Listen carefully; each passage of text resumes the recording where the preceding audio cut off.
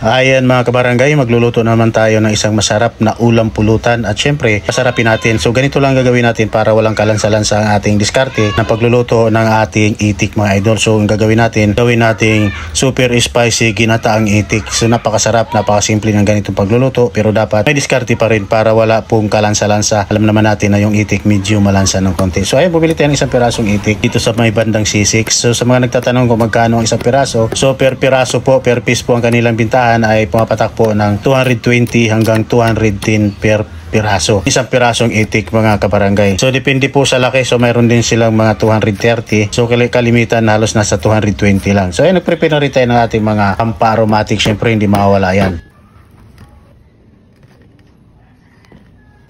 So una-una yung ating chinap-chop na itik, una-una lamasin lang po natin sa maraming asin. Ayan, kagaya niyan. So isa yan sa mga paraan para matanggal po ang kanyang lansa. Ayan, at syempre pagkatapos natin lamasin sa asin, dahil syempre kumakapit na yung alat niyan, dapat gagawin natin, hugasan at least siguro 3 times natin hugasan. Tsaka naman tayo ngayon, igisa na po natin sa ating bawang, luya at ang ating sibuyas. Ating hinugasan at malinis ng itik na nakachop mga idol. Ayan. Ang gagawin natin rito para talagang walang lansa, igisa lang po siya natin ng igisa hanggang sa lumabas ang kanyang mantika. Ayan, kagaya niya, medyo nagmamantika na siya. Kasi kung idirekta po natin siya at lagyan kagad natin ng sabaw at medyo malansa po niyan. Tsaka natin titimplahan ng paminta, patis, bitchin. At ayan, titimplahan na natin habang ginigisa natin para manood ng kanyang lasa at syempre isang pirasong chicken cubes at ilagay na rin po natin ang isang tasang pangalawang gata at syempre takipan lang natin. Ayan, at pagkalipas nga ng halos kulang-kulang isang oras mga idol, kita naman medyo malambot na.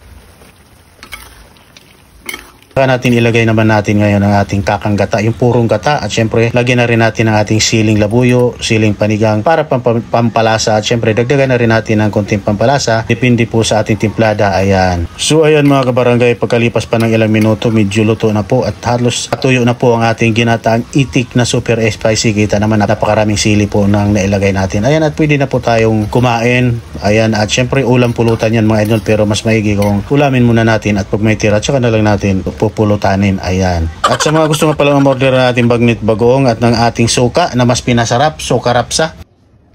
Ayan, nasa Shopee mga idol. Ayan, sa mga nagtatanong, nasa Shopee po. Mamaya ilagay po natin yung link sa comment section at nang sa gayon mapabilis po ang inyong pag-order ng ating bagnit bagoong at ng ating suka rapsa. Ayan, salamat sa mga umorder.